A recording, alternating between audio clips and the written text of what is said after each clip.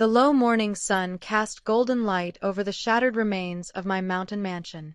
Smoke curled lazily from a pile of scorched timber where my study once stood, and twisted metal beams jutted from the rubble like fractured ribs. A bulldozer still idled on the gravel drive. Beside it, smug in his navy windbreaker, stood Arnold Frommer, the HOA president of Ridgeview Estates. I parked my black SUV just beyond the yellow caution tape and stepped out, the soles of my boots crunching on ash-covered gravel. "You're trespassing, sir," Frommer called. "This property's condemned." I adjusted the cufflinks on my shirt. "Arnold, what the hell did you do?" Frommer puffed his chest like he'd rehearsed this moment in a mirror. "You ignored 14 notices, Governor Ellison. 14. We gave you over a year to resolve your violations." Violations. I gestured to the charred remains of my home. "You mean the flagpole? The firewood stack? The garden gnome? Don't act innocent. Your lawn was unkempt, your roof tiles were mismatched after that storm, and yes, the unauthorized flagpole exceeded height limits. That's a Class 3 infraction per Article 7, Section D." I stared at him, stunned into silence. "You were fined $75 a day for 417 days. That's $31,275. You never paid. We followed protocol. Liens, notices, arbitration. You failed to appear. We exercised eminent domain per Clause 12.4 of the HOA Charter and repossessed the property. The demolition was legal." "Legal," I repeated. "You demolished the private residence of a sitting governor and think this is going to end well for you?" Frommer crossed his arms. "With all due respect, Governor, this community operates independent of the state's direct control. You signed the HOA agreement when you moved in. It's all there in the bylaws." It was true. I'd signed without reading the fine print. I'd been re-elected last year and wanted a quiet retreat, somewhere far from the capital. The Ridgeview Estates brochure promised tranquility, nature, and a tight-knit community with strong standards. I figured it meant block parties and mailbox checks, not bulldozers. I turned slowly, taking in the view. The wreckage of my custom-built home, gone. The pine trees around the property now dusted with concrete and ash. The mountain air tasted bitter. Frommer cleared his throat. "You're lucky we didn't fine you for unauthorized wildlife feeding. That bird feeder attracted raccoons. You'll be hearing from my legal team." He smirked. "Looking forward to it." The press got wind of it by sunset. Footage of my ruined mansion aired on every local channel. "Governor's home demolished by HOA," flashed in bold across news tickers. Commentators speculated whether it was a political stunt, a vendetta, or some bizarre interpretation of HOA policy gone haywire. At the State House the next morning, my chief of staff, Renee, nearly slammed my office door off its hinges. "They demolished your house," she said, still stunned. "I thought you were kidding." "I wish I was." She threw down a thick folder. "We've already got legal options. But I did some digging on this HOA. Arnold Frommer's a piece of work." "Oh." "Retired attorney. Specialized in contract law. He's written every update to the Ridgeview bylaws since 2009. His HOA board is stacked with his old golf buddies and former clients. They have liens on 11 homes right now, 4 of them under foreclosure proceedings. A racket. More like a quiet kingdom. And no one stood up to them. Until now." I leaned back in my chair. I wasn't just angry, I was embarrassed. But I was also in a unique position. I was the governor.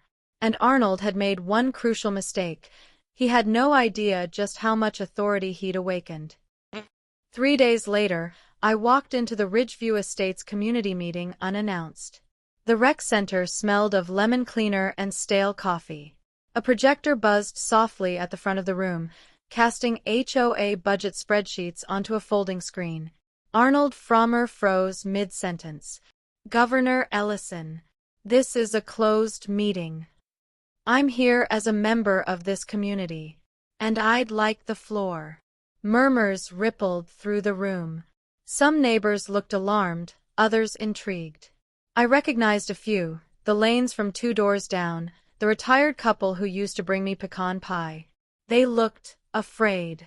Arnold gestured vaguely. Fine. 5 minutes. I stepped up beside the projector and looked around. I bought property here because I wanted peace. Like all of you. But in the past year, I've learned that Ridgeview isn't peaceful. It's tyrannical. Fines for garden tools, threats over mailbox colors, home demolitions without due process. Arnold cut in. All actions taken were within the bounds of our governing documents. Governing documents, you wrote. Documents never voted on by the community. A man in the back stood up. I paid $$6,000 in fines for repainting my fence 2 weeks late. They threatened to seize my house. Another woman, I was fined $200 for putting up Christmas lights before Thanksgiving. Murmurs grew louder. I pulled a folder from my coat and handed it to the nearest homeowner. These are state audit requests. Ridgeview Estates HOA is now under investigation for unlawful use of eminent domain, improper collections, and regulatory overreach. Effective immediately, your HOA board is under injunction. Arnold turned red. You don't have the authority. I do. Under state law, all homeowners associations are subject to state oversight, especially when they exercise quasi-governmental powers. You demolished a sitting governor's home. Congratulations, Arnold. You've made history. Applause broke out. Someone whistled.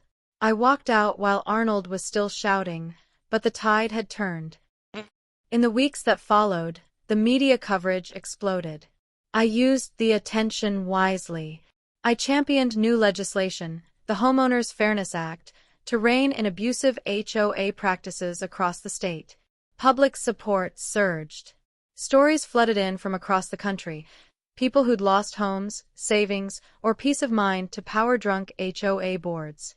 Ridgeview's board was dissolved within a month. A court-appointed trustee took over management while a new system was established. The liens were dropped. The fines canceled. As for Arnold Frommer, he lawyered up fast, but not fast enough.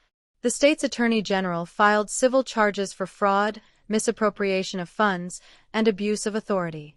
Last I heard, he was negotiating a plea deal in exchange for giving up his law license permanently. Rebuilding my home wasn't easy. I considered leaving Ridgeview entirely. But I'd made a point, and I wasn't going to be chased off my own land by a petty tyrant with a clipboard. The new community board sent me a letter, apologizing formally for the ordeal. They offered to waive all future HOA dues.